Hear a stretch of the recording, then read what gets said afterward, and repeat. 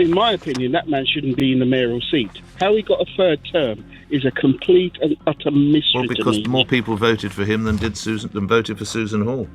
Really? Really? Yes. Really, Yes. Nick? Yes. Really? Yes. I don't know why you keep saying really. I'm in contact with like a myriad of people from all walks of life, all over London. And I have never, ever spoken to anyone who has a positive word. This man has turned London into, the streets of London are lawless. This man has been a disaster for London. And his priorities lie elsewhere as far as I'm concerned anyway. If you believe that Starmer is the biggest hypocrite of our time, you are completely correct. He stands alone in this disgraceful category. However, in a close second is Sadiq Khan, who, as a fervent racist, has actively aided Starmer in the dismantling of our cherished London. He has seized every opportunity to attack Donald Trump, even when it had no bearing on addressing the urgent issues facing the country. Khan might have thought he could escape the fallout from his online missteps, but GB News has thoroughly exposed his hypocrisy and tendency to play the victim. Whenever Sadiq Khan makes a public appearance, it seems he can only muster complaints.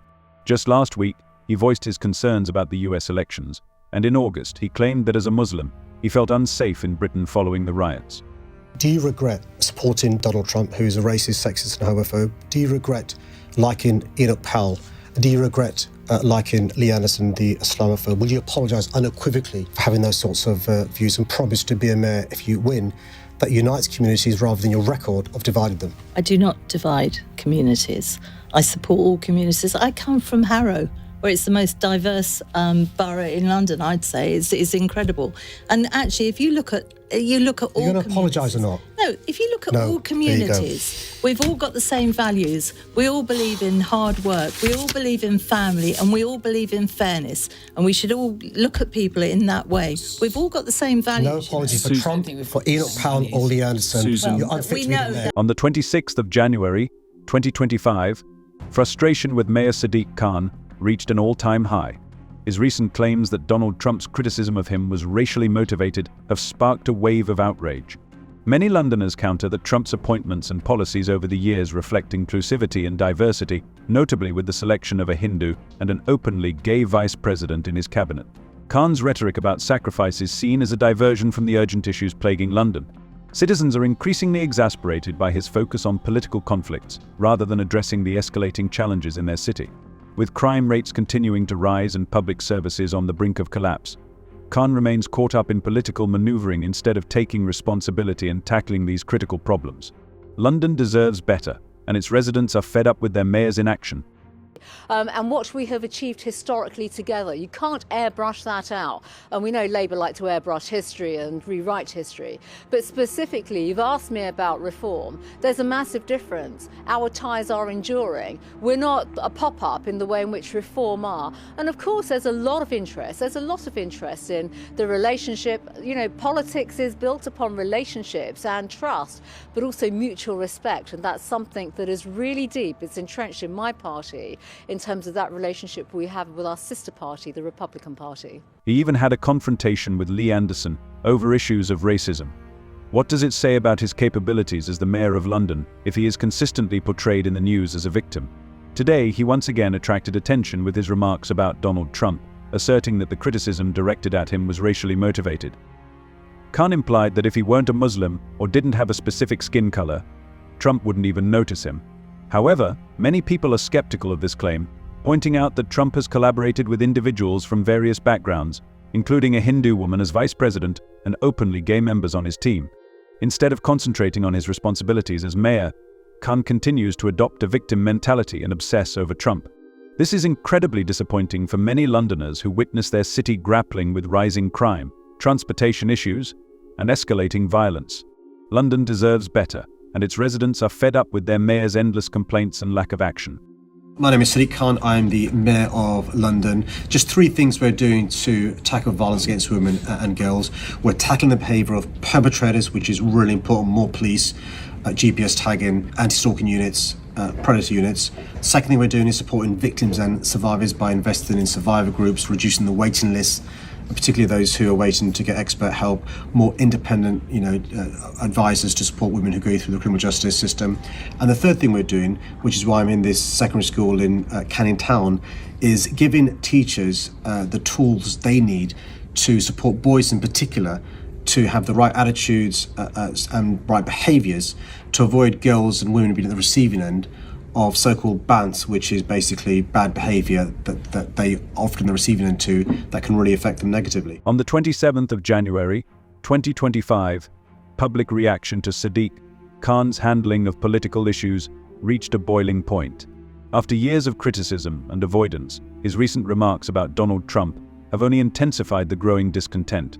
The Mayor of London is attempting to soften his earlier harsh criticism of the US president by extending him the benefit of the doubt. However, many Londoners are skeptical of Khan's sincerity when he expresses a desire to forge a special relationship with the United States. People perceive Khan's actions as consistently contradictory and confusing, particularly in light of his previous accusations against Trump regarding racism, sexism, and homophobia.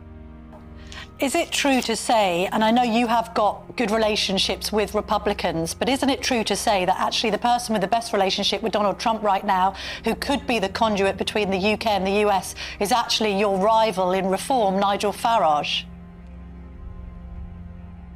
Well, look, I don't agree with that whatsoever, because, as I've said, both in government and out of government, our ties are enduring. And, we work with the Republican Party and we support each other. Our relationship is based on long-standing values, values about freedom, democracy. Londoners are outraged.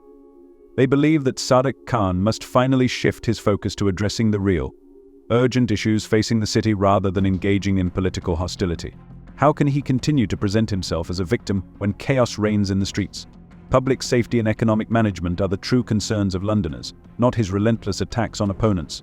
Discontent with his leadership is mounting, and citizens are increasingly frustrated that he wastes valuable time on arguments, instead of working to enhance life in London. Many feel that Khan's inability to tackle the city's challenges stems from his fixation on national and international politics, while local matters desperately need his attention. With crime rates rising and social issues worsening, the public is demanding that he either improve his effectiveness or step down immediately. People are vocal in their belief that Khan's leadership style and priorities are failing London, and his constant preoccupation with controversial politics is only making matters worse. Shouldn't you thank the officer concerned for protecting his colleagues and potentially the public from the danger that Kaaba posed that night? I'm always thanking officers on a daily basis. But you haven't thanked him personally. Look, I thank firearms officers all the day. My very first visit. You haven't thanked him personally. Well, you can imagine what him and his family have been through. There's going to be an inquest, and I respect the judicial process, which I think we should all do in relation to both the inquest. And there's been an acquittal. And in the criminal trial. Yes. So there's two things that still to happen, and I think it's very important that your listeners appreciate this. There is still going to be an IPC investigation, and there's still going to be an inquest. Of course, I welcome the verdict of the jury. Do you feel any personal responsibility to this officer to not apologise, because as you've explained, the importance of due process as the law stood and stands at the time is important, but more an expression of gratitude to him? Absolutely. You'll meet with him and say thank you. I'll thank you today. I want to thank NX121 and all the other firearms officers for the incredible job they do.